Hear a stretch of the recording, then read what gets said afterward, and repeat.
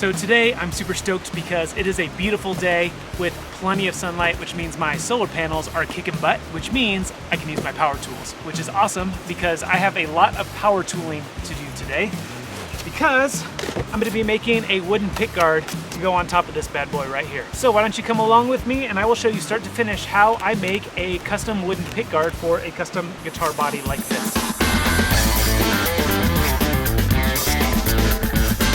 So this here is a custom body that I got from another channel called Scar My Guitar, and you'll be hearing a lot more about them later when I do the full build video for this guitar. But today we're just going to be making the pick guard, and I'm going to be making the pick guard out of this 8-inch craft plywood.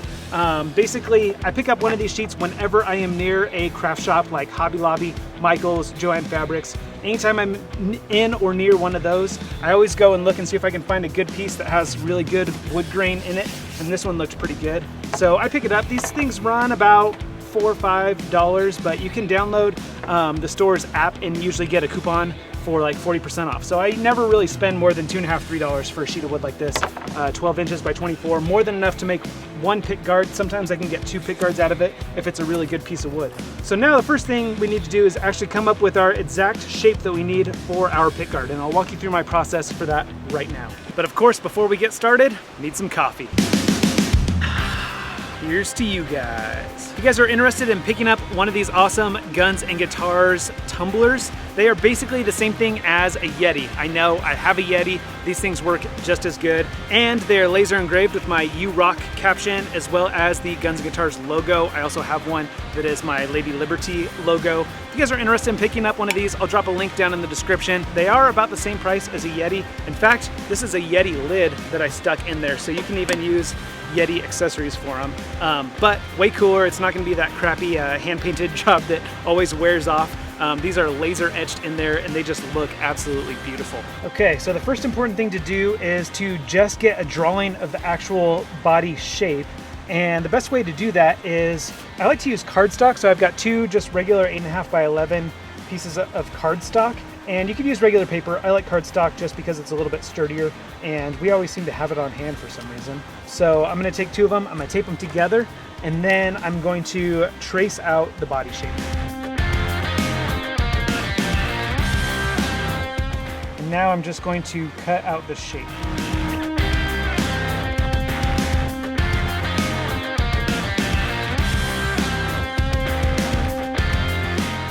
Okay, now we've got our perfect body shape, and then what I'm going to do is I'm actually just going to press in a little crease right here so that I can shade in where that neck pocket goes.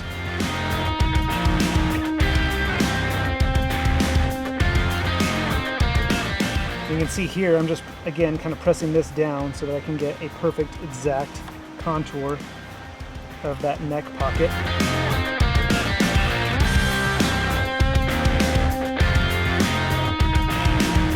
And getting that perfect contour of the neck pocket is extremely important because most pick guards do wrap around that neck pocket nice and tight. So we do want to make sure this neck pocket is perfect so that we can have a nice perfect alignment with our pick guard right there. All right, next thing after I do the neck pocket, if my pick guard touches my bridge and I need to contour it or drill it out for bridge placement, that's the next most important thing. So what I'm gonna do, I know this pick guard isn't gonna go obviously all the way back here, so I'm gonna trim off some excess so I can actually see where my bridge holes are, so I can line that all up and cut it out.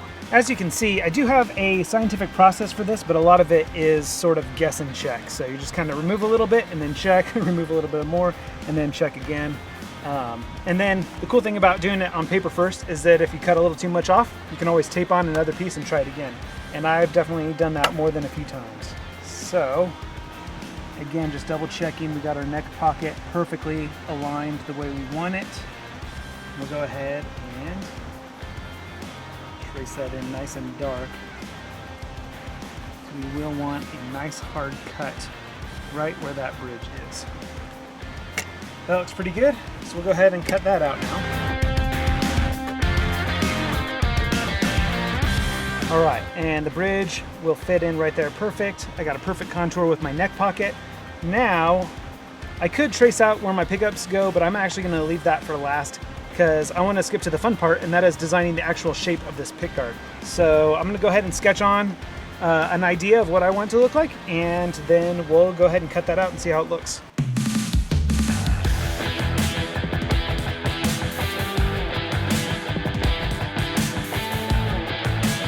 All right, so classic trial and error here. I definitely cut off too much right here. I wanted this to come around this control plate, and then maybe just, I'm gonna cut a little bit more off. So I'm gonna add some more back onto there, and then cut a little bit closer to the edge of the body, and then we'll dip back up.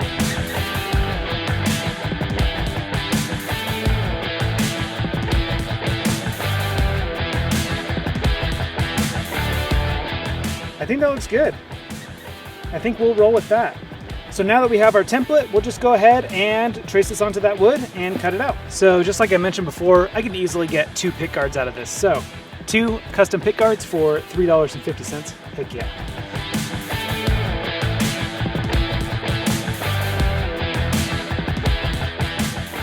Bam, perfect.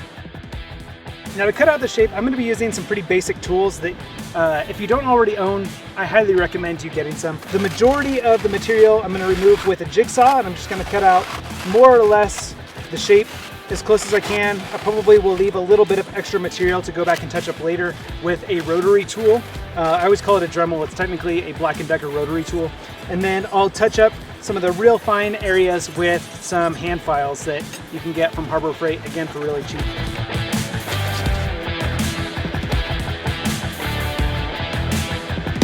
Okay, so after I got my perfect contour for my bridge and my perfect contour for my neck, I went ahead and measured where the centers of these routes were and marked them right there on the pick guard. So I'm gonna go ahead and place the bridge and the neck exactly how they go. It doesn't get much more perfect than that. I'm pretty excited with how well this is turning out. So now that I've got it measured sort of laterally, I'm gonna take this strap pickup cover and I'm just gonna set it down and make sure that it's centered with the neck. And I'm just gonna eyeball this measurement. So I'm gonna go ahead and mark, circle right there, circle right there, here to there. And this other one's gonna be a little more difficult to eyeball. So I think I'm actually gonna use a string. Okay, so that looks like that, so it's a little bit off. Glad I didn't eyeball it. I need to go this way a little bit. I'm going to move it like a millimeter. If that, there we go. Go ahead and mark that, because I'm pretty sure this is where we're gonna want it. Okay, that's mostly in the middle. That looks pretty good. These bugs are driving me bonkers. Yep, that was good. I'm happy with that. Now I'll go ahead and do the same thing. Kind of trace the outside of this case just a little bit. So then what I'm gonna do is line up these holes the way they were, and I'll trace around the actual oval shape that I need. And now we know exactly where we need to route out for these pickup cavities. All right, real quick before I route these out, I'm just gonna drill out these little holes. And I always do this on scrap wood because it's really easy to blow out this plywood. So having some scrap wood for it to go into kind of reduces the blowout a little bit. There's still gonna be some blowout or tear out, whatever you wanna call it. And then typically I use a jigsaw to cut out the general shape and then touch it up with the Dremel the same way that I do around the outside. But this time, I think I could probably knock it out a lot quicker just with my router. So that's gonna be the one real tool that I'm using for this. And even still, I mean, I got this thing on Facebook Marketplace for 40 bucks. So good quality routers can be had for cheap if you're willing to look for them.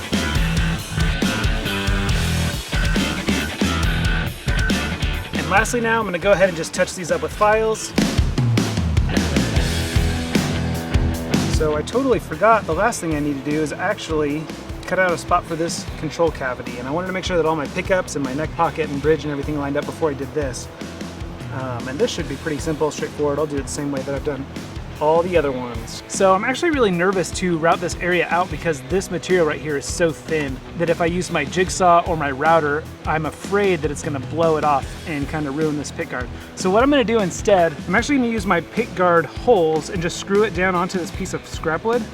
And I'm just gonna route it with it screwed to this scrap wood. Hopefully those won't get in the way of the router too much.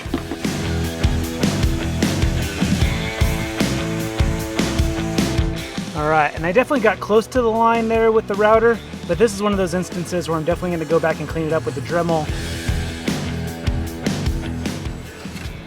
All right, that That looks pretty good and clean. Let's just double check the fit.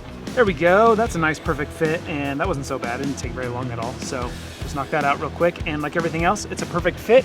And I gotta say, like I was saying earlier, this has got to be the best custom wooden pickguard that I have ever made.